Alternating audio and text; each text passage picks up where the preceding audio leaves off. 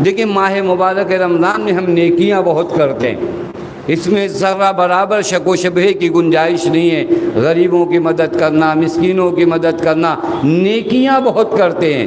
ہم نیک کام نیک انداز میں کریں، اس میرے جملے کی تھوڑا سا قدر کریے گا۔ نیک کام نیک انداز میں کریے۔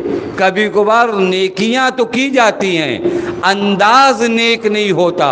تو جو فرما رہے ہیں ہم نیکیاں کرتے خوب ہم نے بانٹا، لیکن جو انداز اپنایا وہ انداز نیک نہیں تھا۔ اسے احسان نہیں کہتے، احسان کہتے نیکیاں جب اچھے انداز میں کی جائیں تو یہ احسان ہے۔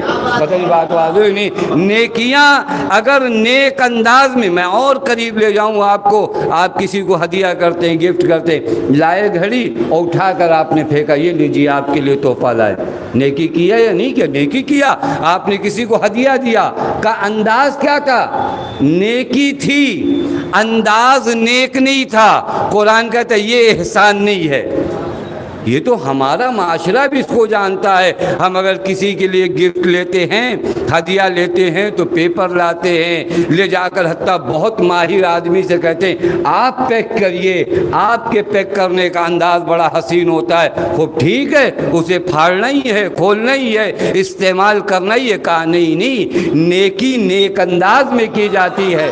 پتہ نہیں بات واضح ہے؟ نیکی نیک انداز میں کی جاتی ہے۔ اب تو سمجھ رہے ہیں اگر ماں باپ کا کوئی کام کرو تو صرف قرآن کام کروانا نہیں چاہتا، کام نیک انداز میں کروانا چاہتا ہے۔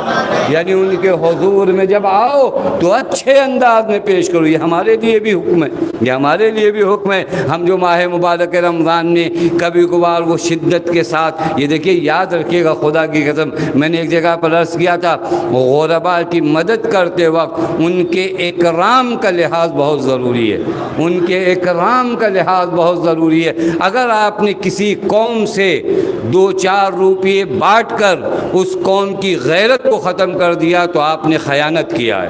پتہ نہیں بات واضح؟ اس قوم کی غیرت کو بحال رکھو، اس کا سب سے بڑا سرمایہ اس کی غیرت ہے، اس غیرت کو پامال نہ ہونے دیجیے۔ لہذا اکرام کے ساتھ مدد کریے۔ وبالوالدین احسانا، یعنی جب ماں باپ کے حضور میں آؤ کوئی چیز پیش کرو تو نہایت تواضع کے ساتھ، نہایت انکساری کے ساتھ، نہایت ذلت کے ساتھ۔ وَلَا تَقُلْ لَهُمَا اُفٍّ۔ اب آپ غور کریے، اس معاشرے کو تھوڑا تحلیل کیا جائے۔ ہمارے معاشرے میں ایسے ہی ہوتا ہے، یہی انداز ہے۔ خدا کی قسم میں آپ کی خدمت میں کوئی تکلف میں ممبر سے نہیں کرتا، میں وہ روایات آپ کی خدمت میں پڑھوں جو معصوم نے بیان فرمایا۔ اگر آپ نے سب کچھ کیا، ماں باپ کے ساتھ نیکی نہیں کی تو روایت کہتی ہے، آگ کے والدین سے کہا جاتا ہے اعمل ما شئت، اگر کسی کو ماں باپ پاک کر دیں تو روایت کہتی ہے اب اس سے کہا جاتا ہے جو دل میں آئے کرو، تمہارا جہنم کے علاوہ کوئی ٹھکانہ نہیں ہے۔ روایت ہے اعمل ما شئت، جو دل میں آئے تمہیں کرو۔ اب آؤ مسجدوں میں اپنا سر سجدے میں رکھ کر تم اپنی پیشانی کو زخمی کر لو، لیکن روایت کہتی ہے جہنم کے علاوہ تمہارا کوئی ٹھکانہ نہیں۔ یعنی یہ وہ عمل ہے جس سے ہم غفلت ہے۔ وہیں پر بعض روایات میں اگر کوئی جمیع الانبیاء، روایت بڑی شدید ہے، اگر کوئی جمیع الانبیاء یعنی تمام انبیاء کا عمل لے کر آئے لیکن اگر ماں باپ کا آنکھ ہے تو اللہ اسے معاف نہیں کرے گا۔ اب اس سے شدید روایت کیا بیان کی جائے؟ یہاں پر غور کرنے کا مقام ہے کہ میری زندگی میں خدا کی قسم بہت بے برکتی اس وجہ سے ہے کہ ماں باپ کی نسبت مرنے کے بعد اور جینے پہ بھی، دونوں مرحلے میں نے عرض کیا نا، یہ وہ مضمون اور موضوع ہے جو ہر سن کے طبقے سے تعلق رکھتا ہے۔ ماں باپ اس دنیا میں نہیں ہیں تو بھی ان کے ساتھ نیکی کا حکم ہے، کہیں پر نہیں۔ میں نے روایت دیکھا، بعض روایات میں پیغمبر فرماتے ہیں وَمَا يَمْنَعُكَ رَجُلٌ، ایک مرد کو کس نے روک دیا ہے کہ وہ اپنے ماں باپ کی خدمت اور ان کے ساتھ نیکی ان کے مرنے کے بعد نہ کرے؟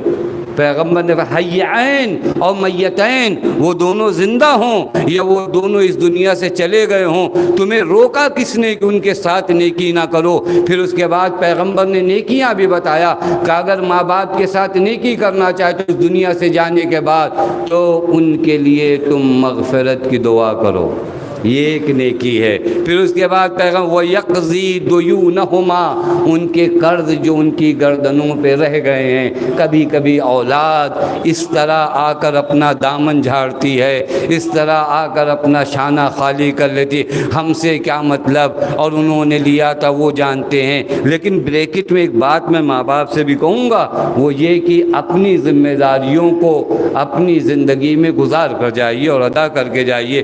زیادہ اس دنیا کی غفلت کی حالت کو دیکھ، آپ کا بچہ بہت نیک ہے، بہت اچھا ہے، لیکن کب غفلت کے پردے اس کے دل پہ پڑ جائیں وہ بھول جائے کہ کون سا قرض تھا، کون سا حق تھا۔ لہذا جب تک زندہ ہو اپنی ذمہ داریوں کو خود ادا کر کے جاؤ۔ یہ ہوتا ہے ہمارے یہاں بھول جاتے، نہیں ہمارے بچے تو بڑے نیک ہیں، نہیں یہ بچے نیک ہیں، لیکن کب کون منقلب ہو جائے، کب کون بدل جائے، کب کس پر غفلت طاری ہو جائے۔ ہوتا ہے بعض جگہوں پر